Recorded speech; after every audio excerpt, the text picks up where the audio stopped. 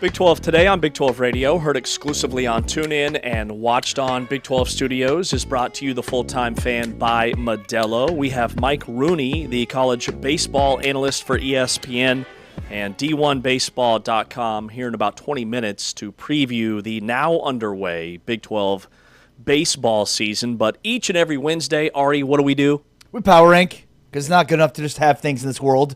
You have to power rank them accordingly, and so that is what we do on Wednesdays. We're just a power ranking society, and so you're looking at a couple of power ranking fools over here. Just a couple of power ranking fools. So we've got our top five. Big James 12. has been asking his family to power rank everything. Everything around the house. Upsetting his wife and everything, but it's worth it. It's like, we didn't choose this life. This life chose us. Power rank my fit. Power rank those leftovers. Power rank the silverware. Who do we have for you today? Power ranking men's basketball 1 through 5. Number 5. All right, number 5 for me is Iowa State. I think the top 5 is obvious. The order is not. Very curious to see your top 5. But Iowa State, for me, coming off their loss, and while it's just their third loss of the season, we've seen some bad stretches at times of really poor basketball for Iowa State, especially on the offensive end. And I think we saw that last night with a big win for TCU. But Iowa State's got to figure out how to win on the road. They've got to figure out how to get their offense out of some of these lulls that they've had. So you mentioned 2 kill shots for TCU in that game, which is 10-0 runs. So fresh off their loss to TCU, their third loss of the season, I've got Iowa State at number 5.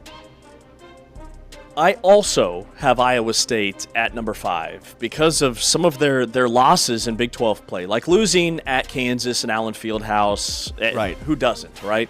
But you lose at Cincinnati by 9. Then you lose at TCU, a game in which TCU closed out the final 2.5 minutes on a 12-0 run. Like in the NCAA tournament, you have to score down the stretch and close people out. In Iowa State, in those 2 losses, those struggles have been magnified. Seems like Iowa State's either losing close ones where they're in foul trouble and they run out of gas, or they're just blowing the doors off teams like Colorado, Kansas State, Oklahoma State, UCF, won all of those games by around 20 or 30 points. So they've been hot and cold. I've got Iowa State number 5 as well. Number 4. This is where I have Texas Tech. 17-6 overall, but they are 2-3 in their last 5, with one of those wins against Houston. So obviously that's one of the more impressive wins of the Big 12 season. JT Toppin and Christian Anderson, we know all about them. And obviously the loss to Kansas comes without Christian Anderson, so you've got to, add that to the fold in terms of, had they had Christian Anderson, maybe things had gone differently. But in terms of Texas Tech, they're number 19 in the net. They're currently 2-4 in Quad 1, rather 4-6 in Quad 1, but 2-4 in Quad 1A, which is the top teams they played, which is probably why they're in that second tier of the Big 12 right now. Yeah, I've got Texas Tech at number 4 as well. I rank them number 4, not necessarily based off their resume, but based off of, I think they are the 4th and maybe the 3rd most dangerous team in the NCAA tournament in March from this conference. They are built for the NCAA tournament because they have a plethora of guys that can shoot the cover off the ball. They're getting healthier. It's been an uptick for Texas Tech in that department. Christian Anderson missed the KU game because of a flu bug, not because of a knee or an ankle or a hip or anything like that. He was just under the weather. That's a huge loss for Texas Tech. Mosley coming off the bench has been a bright spot. They still get Bamboye, hopefully at some point, to help on the interior. Time's running out. JT Toppin's a dude. They're going to be fine. Number 3. All right, this is where the list gets interesting. Boy, does it. This is where I have the Arizona Wildcats. Shut the front door. I mean, they lost this week, did they not? Yeah, they did. They lost to a team without their best player, did they not? Yeah. So we just talked about, Texas Tech lost to Kansas without Christian Anderson. Well, Arizona lost to Kansas without Darren Peterson. Look, Arizona's still really good, and I'm not sure overall what this loss really does for them. We'll at some point, I'm sure, talk about are they the number one overall seed, or should they still be? The reality is, as long as they're one seed, they're going to get the one seed in the West, which is exactly what Joe Lunardi told us yesterday. So they don't even need to be the number one overall seed. Because what does that matter? All that matters is they get the one seed in the West. It's the most important thing, right?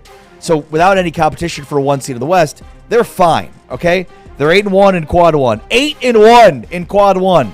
4-1 in Quad 1A, which is the upper echelon of the Quad 1.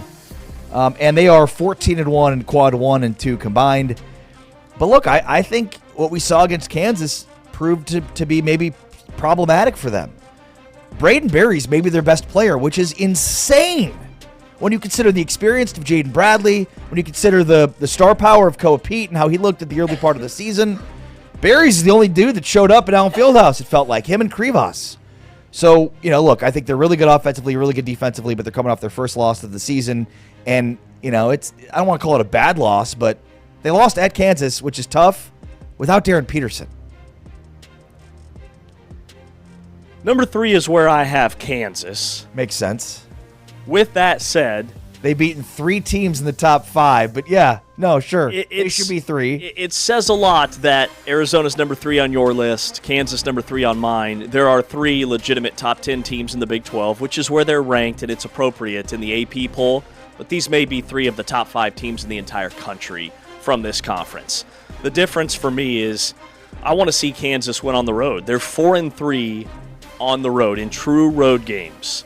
They're 11-1 in Allen Fieldhouse, but 4-3 on the road. Meanwhile, Arizona and Houston are 6-1 and 5-1 on the road.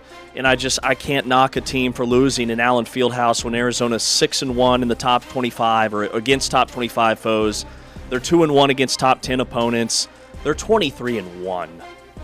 Kansas, Houston, Arizona, all top 5 teams in the country. But I've got Kansas number 3 in the Big 12. Number 2. This is where I have Kansas. I have Kansas number 2 right now. 9-2. Somehow, some way, after starting 1-2 in Big 12 play, they've rattled off 8 straight to get to 9-2 and be very much in the thick of the Big 12 championship race. And they figured it out. They figured out how to play with Darren Peterson. They figured out how to play without Darren Peterson. It's remarkable.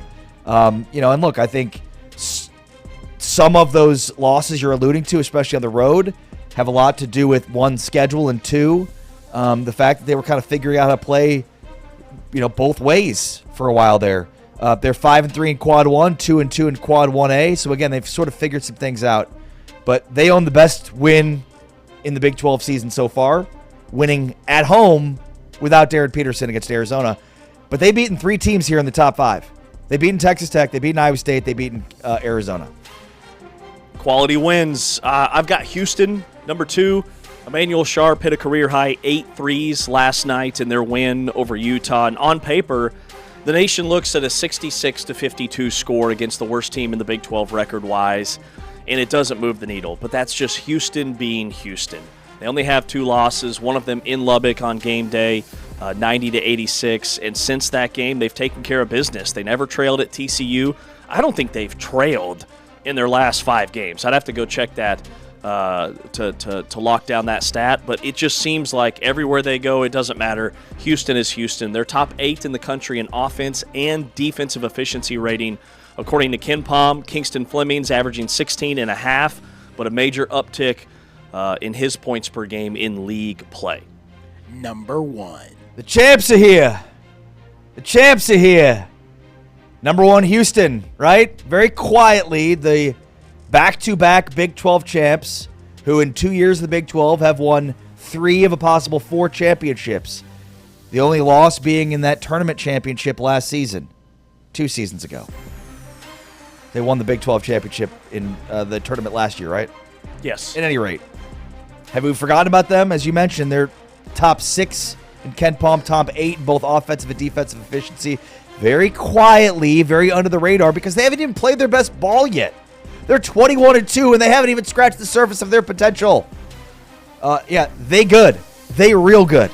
Only losses are at the Quad 1 level. Again, 6 in the net, top 8 in both offensive and defensive efficiency. Houston, right now, there's no comparison. They're the defending champs. The champs are here. Number 1. They've won 5 in a row. All right, number 1 for me is Arizona. Oh, yeah, of course. Why would you move Arizona down at all after a loss at Kansas, not Darren Peterson? Let me tell you why. Starting 23-0, the best start in Big 12 conference history by anybody in this league, surpassing KU's 22-0 start in the 96-97 season, was Arizona. I know they lost this week in Allen Fieldhouse.